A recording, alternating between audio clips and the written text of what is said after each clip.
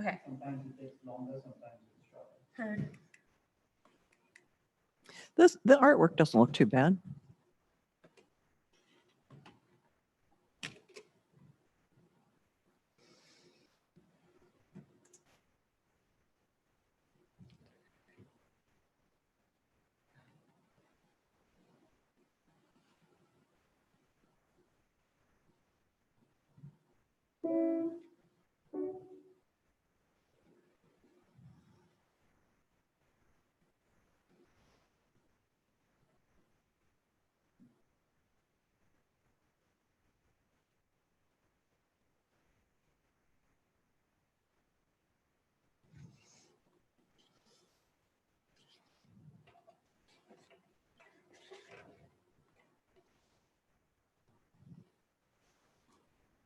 Oh, and everybody's Wi-Fi's off.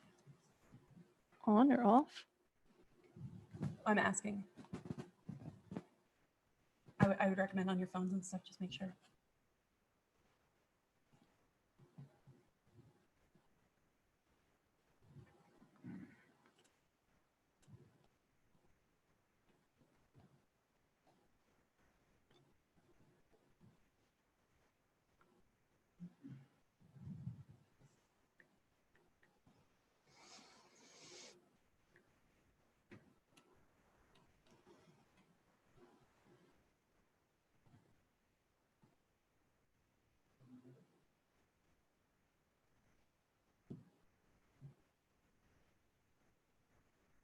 So the music is playing.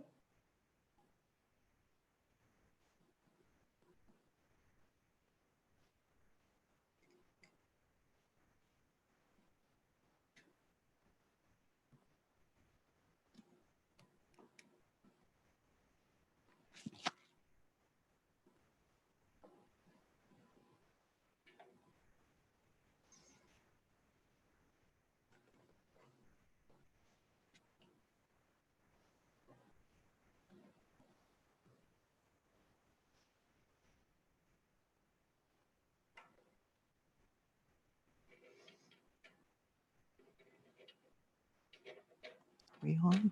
I think the welcoming music is playing on YouTube. Okay. And then we'll ring the bell.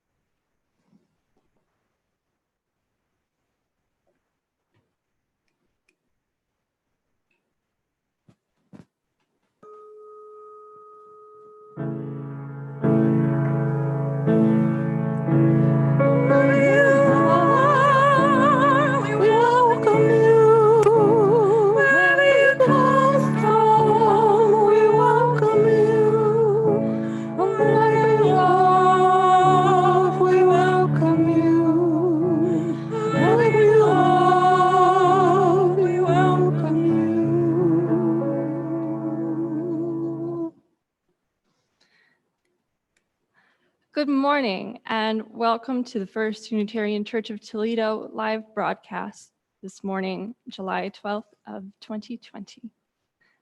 Today's sermon is by Judy Troutman.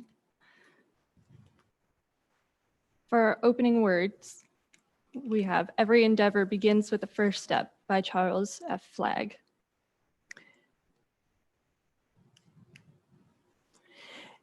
Every endeavor begins with a first step and encounters darkness and difficulty along the way. We know the darkness of ignorance, of fear, and of tyranny. Yet we know the dawning of the light, the beginnings of hope, and the renewal of life. Blessed be the eternal power which inspires us. Blessed be the source of light and of life. Amen. The chalice lighting is Afraid of the Dark by Andrew Pakula.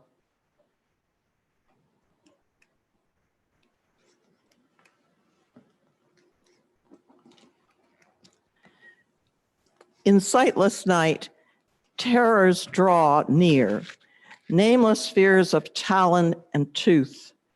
Hopelessness yawns before us, an abyss, alone and unknown in the gloom, longing for the dawn.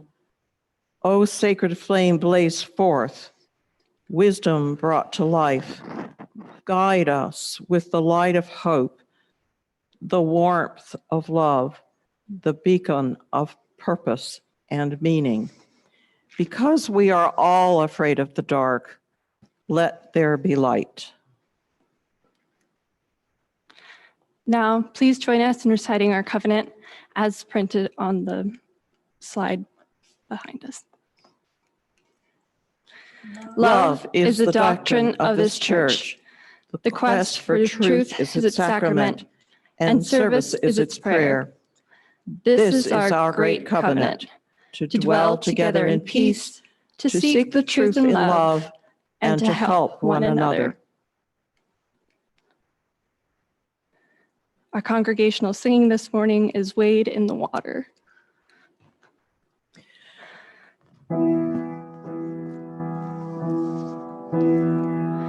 Wade in the water, wade in the water, children, wade in the water. God's gonna trouble the water. Dear and dogs dressed in white, God's gonna trouble the water. The leader who looks like an Israelite, God's gonna trouble the water. Wade in the water, wade in the water, children, wade in the water. God's gonna trouble the water. See that band all dressed in red, God's gonna trouble the water. It looks like the man that Moses led, God's gonna trouble the water. Wade in the water, wade in the water, children, wade in the water. God's gonna trouble the water.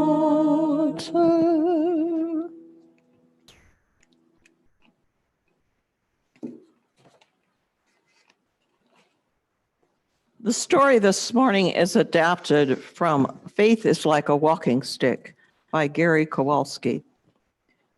How many of you like to go hiking? I have a number of walks nearby that I like, Oak Openings, Secor Park. Or if I don't want to drive, I just go down to my local park, the end of my street, where in just a few steps, I can forget that I am in the city.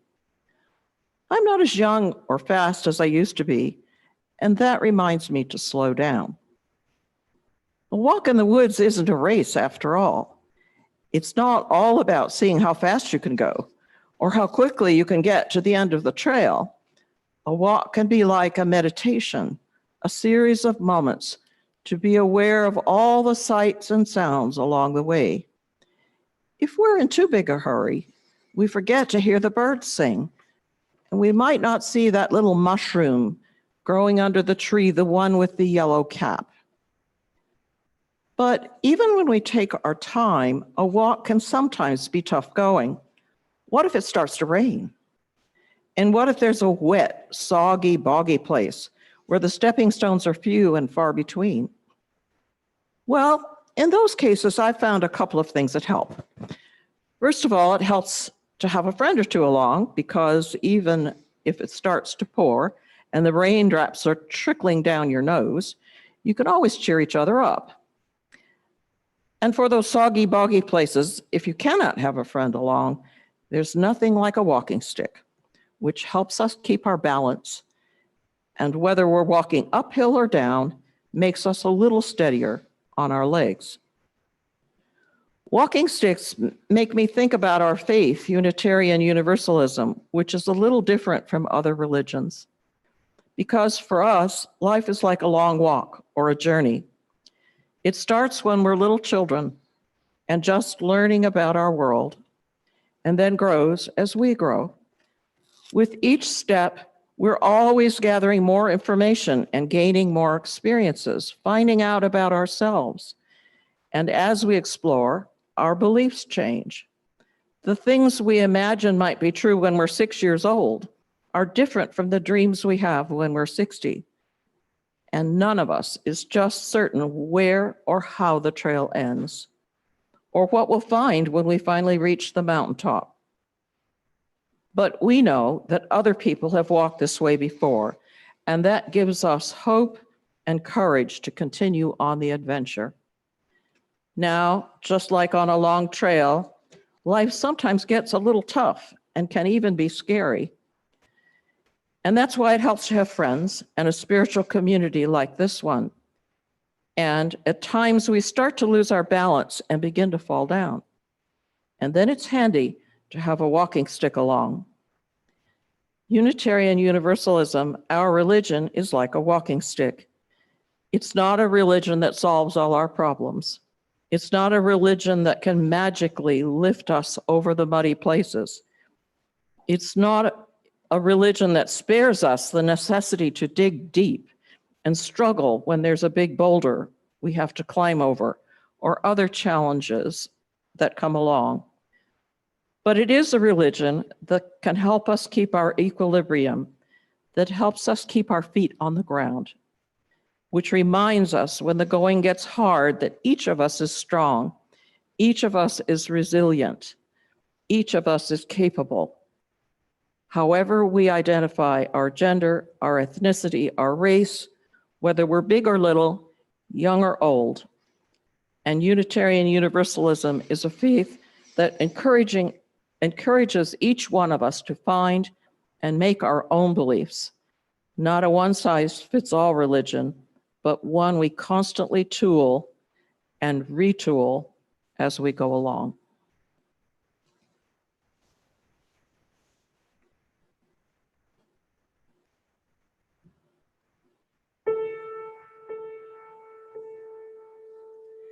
We laugh, we cry, we live, we die, we dance, we sing our song. We need to feel there's something here to which we can belong. We need to feel the freedom just to have some time alone. But most of all, we need close friends we can call our very own. And we believe in life and in the strength of love. And we have found a need to be together. We have a hope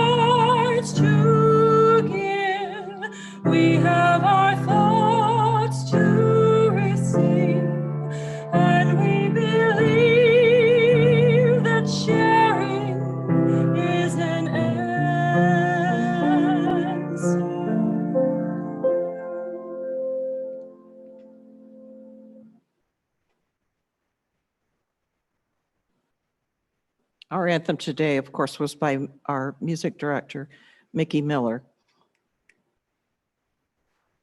And now for a time of meditation and contemplation, we'll be giving a cue to meditation by reading a piece called Beatitudes for Justice Builders by Lindy Ramsden. Blessed are you who can question your own assumptions and listen with an open mind. You will receive new insights beyond your imagining. Blessed are you who suffer the attacks of others to stand up for what is right. You will not be alone, for your courage will inspire others to rise. Blessed are you who build friendships as well as justice. Even when you lose an issue, you will have strengthened the foundation of your community. Blessed are you who delight in people. You will not be bored in meetings. Blessed are you who agitate the placid waters of complacency. You will create waves in the inertia of privilege and will know the thrill of riding the surf of change. Blessed are you who lead with enthusiasm and confidence, resisting the temptation to shame the apathetic or self-absorbed. You will inspire curiosity and hope in others. Blessed are you who play as well as work. You will have more fun, build more energy, and will draw the powers of the impish to your cause. Blessed are you who ask for help in your role as leaders. You will find teachers at every turn, and your work will remain interesting and alive. Blessed are you who, when wrongfully attacked, find safe outlets for your righteous rage. Your mind will be clear, your decisions strategic, and your progress will not be derailed by the backlash of the fearful. Blessed are you who do not demonize your opponents. Your eyes and your hearts will be open. Blessed are you who sing and dance. You will find energy and joy to lift you on your journey. Blessed are you who offer thanks and praise fivefold for every critique. Your children will want to visit after they are grown. People will want to serve on your committees, and friends will be interested in your opinions. Blessed are you who study the rhythms of history. You will have knowledge with which to shape the future. Blessed are you who work in coalition rather than in principled isolation. You will meet great people, learn things you didn't realize you needed to know, and have partners for the journey when you are in the lead or in need.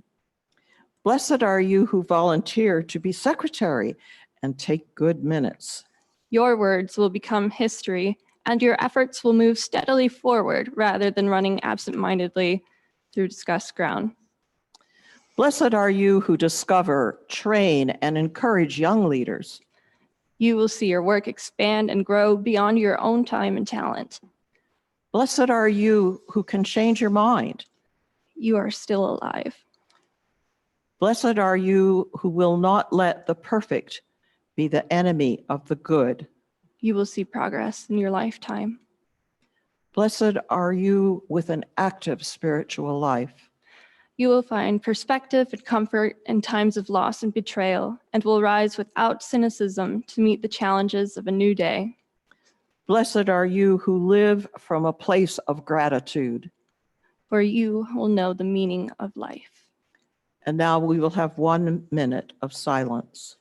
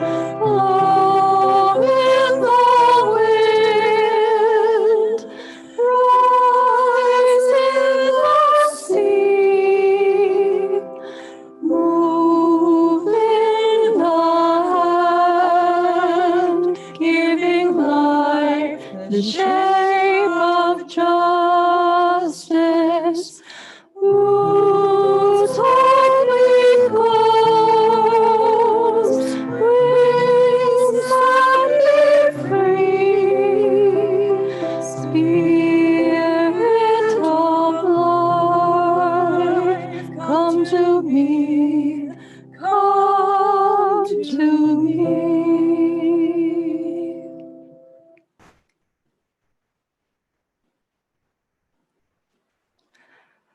From Faith for the Journey.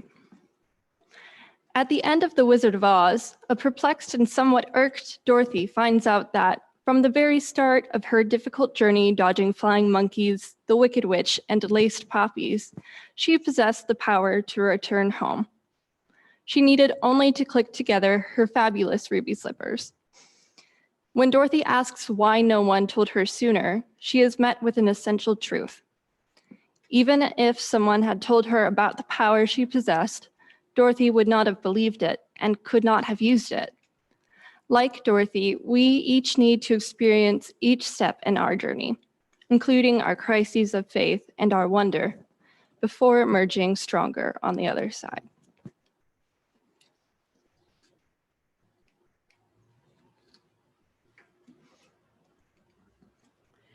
Difficult journeys. The sermon starts with two personal stories. Story one, work camp on the Navajo reservation, the real experience. As an adult chaperone for a group of 14 teenagers from the church that I belonged to at the time, and as a driver for our group's rental car, I was a designated crew driver and leader. The overall scheme was that we slept on the floor of a middle school designed for about 200 younger students. We slept with our home group among the 400 high school age students. There were only 2 showers. This was probably the most challenging part of our adventure. The first evening, the organizers had an orientation with instructions for surviving construction work in Arizona summer heat. It's hot. Number 1, avoid dehydration. If you're thirsty, it's already too late. Number 2, you may encounter rattlesnakes. The best first aid is your car keys. Drive to the nearest first aid. You have time. 3, in navigating to your work sites, the driving entails going cross country. No real roads, just tire tracks across the desert. No road signs, a little bit like life. The organizers instructed that we navigate using our odometer readings. The crew I drove, 5 students that I did not know and met just before we set out for the first weekday. So we set out. The oldest boy was aged 19 and he rode shotgun and helped navigate. I followed the printed instructions carefully, and I soon discovered I was lost in the desert. Realizing that the family's home was nowhere in sight, I finally stopped a couple of times and inquired of the Navajo men we encountered, how could I find the home we were supposed to work at? They were very polite and kind, but their concept of giving directions was to point. Finally, I realized I had to try to follow the pointing fingers. After a few false tries, at last, a paved, numbered highway appeared. Since I've always prepared for a road trip by studying maps, I was now in my own context and able to find my way back to the school. My oldest crew member and I went into the office and related our experience and showed our directions. "Oh," said the secretary. She went to a file cabinet, got us a better copy of directions to our site. Ours, a poor copy, lacked the decimal points on the odometer readings. We had been miles off course. As we went back to the car, the crew member exclaimed, "At least they could have apologized." The other crew members said that they were really surprised how calm I had been, but sometimes panic is just not an option. I was the designated leader for 5 teenagers that I'd only just met. I had to rely on wits and courage I did not know I had. And by some sort of grace and previous preparation, I was able to navigate from a context that was totally foreign to me back to a context that I had at least prepared for. The work week was a wonderfully positive and validating experience. We were able to complete all of the tasks for the family we were assigned. In addition, we learned so much about Navajo culture and the desert. I had almost forgotten this adventure of many years ago, and it came back to my consciousness in a random conversation. I considered afterwards, why had I thought of it now? I decided my subconscious must have had a reason for bringing back to the foreground of my thinking this adventure. Perhaps it was a story about grace and inner wisdom and courage that can help us through difficult experiences if we pay attention. Then my quirky brain made connection with another experience a few years later at a time of personal crisis. The second story, the dream, a really real experience. I had recently moved out of my marital home of 21 years of marriage and into an apartment, the first concrete step towards getting out of an increasingly abusive marriage. I was working really hard to find myself again and to avoid being bitter. One method was pay attention to especially vivid dreams that were then battering my consciousness and trying to get my attention. So I was reading a lot of Carl Jung and methods of dream analysis. One night at 3 a.m., the mystical hour, I was awakened by a brief and very vivid dream. I was on a beach that was somehow very familiar. The edge of the beach went into shallow water that became increasingly deep. I really wanted to go into that water. I wanted to wade on in, but I saw some children playing at the edge of the water, and they didn't seem to be attended by parents. I was afraid for them. End of dream.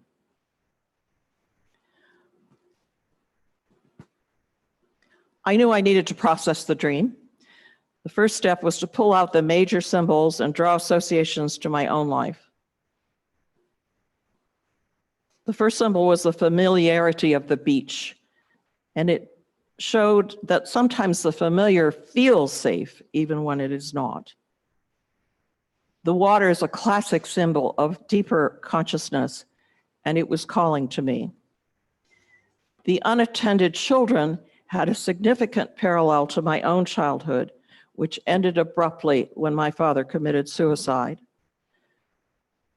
After considering each of the symbols as myself, then the next step was to make a connection to art, music, or literature. So I found myself singing in my apartment, "Wade in the water," at about 3:30 a.m. Fortunately, the walls of the apartment were pretty well soundproofed. As a former Baptist, I was really familiar with the story in Exodus. Baptists tell stories from a very young age, and they do Bible study. So I knew about the parting of the Red Sea to allow the Israelites to escape as they fled Egypt. But something still felt missing.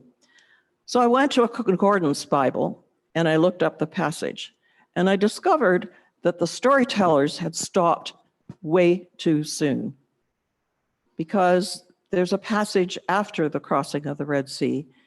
After wandering in the desert, they came across an oasis. You can check for yourself. It's Exodus chapter 15, verse 27. So the final step of the dream analysis is to consecrate the dream in a piece of one's own art. So I made a part computerized and part drawing of a poster of a long path through rough desert land, ending in a stylized oasis. The poster words were, "At the end of a difficult journey lies an oasis." The connections between the real experience on the reservation and the really real experience of the dream seem to be a difficult journey in the desert or in life, helping children, having inner wisdom to survive the difficult journey, and the very positive image of the oasis at the end. Now we come to our present difficult journey. I doubt that anyone would disagree that we are currently on a difficult journey, a global pandemic. Part of what makes the journey so difficult is there is so much we do not know about the virus and possible treatment or prevention. So many plans, hopes, and aspirations have been thwarted and will remain so for perhaps an indefinite future. We've had a stark lesson that we are not in control as much as we imagined just a few months ago. We've been separated from human touch and community. The unknowingness, the loss of our illusion of control, and isolation from usual support systems of human contact are deeply uncomfortable for most of us. I read a very good article early in my own pandemic quarantine that suggests that the discomfort we are feeling is grief. David Kessler, co-author of Elizabeth Kubler-Ross's classic book on grief and grieving, Finding the Meaning of Grief Through the 5 Stages of Loss, gives us some ideas how to manage the grief.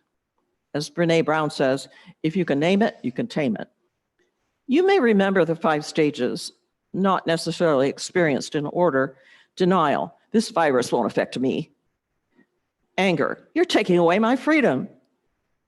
Bargaining, okay, so if I social distance for 2 weeks, it'll all be better, right? Sadness, I don't know when this is going to end. And finally, acceptance. This is happening, I have to figure out what to do. Kessler says, in acceptance, we can regain a measure of control. There are things I can do. I can wear a mask, I can wash my hands, I can social distance. I can meet with my friends and fellow church members in virtual reality, and so on. Kessler further identifies this grief as anticipatory grief. And unhealthy anticipatory grief is anxiety. The mind begins to show images of the very worst scenarios. I'm going to die. I'm going to lose all of my friends and family. Our goal is not to ignore those images or to try to make them go away. The goal is to find balance in the things you're thinking. If you feel the worst image taking shape, make yourself think of the best image. We all get a little sick, the world continues. Not everyone I love dies, and maybe no one does because we're all taking the right steps. Neither scenario should be ignored. Neither should dominate. Anticipatory grief can be controlled as the mind goes into the future and imagines the worst by calming yourself and coming into the present. This strategy, this response is much easier for people who meditate on a regular basis. In an interfaith webinar, Lifting Spirits in a Time of Crisis, Interfaith Responses to the Coronavirus Pandemic, Victor Kozanjian, the director of United Religions Initiative and also an ordained Episcopal priest, made useful distinctions between engaged grief and unengaged grief. He says, engaged grief is accepting and leaning into the grief. It's internal work. Engaging the grief connects us with other humanity in a deeper way. And in this case, it's with all of humanity because this pandemic is global. Unengaged grief, however, is external and moves towards grievance. Grievance seeks to blame, find a scapegoat, and does not connect to others. We see daily examples of both. This distinction has been really helpful to me in dealing with my own grief. Whether or not we have reached acceptance and leaned into our grief to connect with us with others. Our emotions are raw, injured to the quick. So when the other, even more insidious virus in this country came to the forefront with yet another police murder, that of George Floyd, our world imploded further. Systemic racism demands that we pay attention and make changes that will be challenging to both our local and national government. Many in this church are involved in trying to find solutions, but systemic racism will simply not be a quick and easy fix. It's been too deeply ingrained in our society and for too long. There is no vaccine for ingrained hate and violence. We will have to listen and learn and work to make our compassionate community a beloved community where everyone is included. So how can we imagine an oasis in this current double whammy difficult journey? In retrospect, I realize that sometimes the oasis lies within the difficult journey. At least that's been the case in my life. If we choose to learn from difficult parts of our life, they transform into lessons that not only help us grow, but enable us later to help others who may be encountering similar difficult journeys. Many people are now beginning to realize that we must not go back to the old normal. It's already diseased. If we can accept this uncomfortable reality and really work towards voting in more responsive government, locally and nationally, if we can learn to realize that we are not equal in our suffering, the poor and marginalized suffer much more severely. If we can learn that our planet is in dire need of better stewardship, if we can learn from our current isolation the value of human connection that is fair, compassionate, and inclusive. In short, if we can dare to imagine a new normal that is community-centered and just, a glimmer of a possible oasis may lie ahead. But we have to create the oasis. It's not going to come glimmering down from above. Each of us needs to examine our deepest values and use whatever skills we possess to work towards a better normal. As individuals, we cannot do it. Working together, we can make a difference. May we have the courage and creativity to make it happen.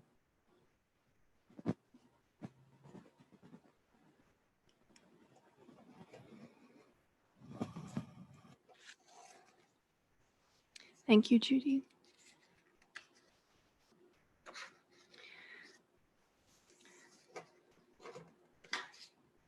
For offering, you can send in checks as per usual. And there is also an option to go online at uutoledo.org/connection/donate.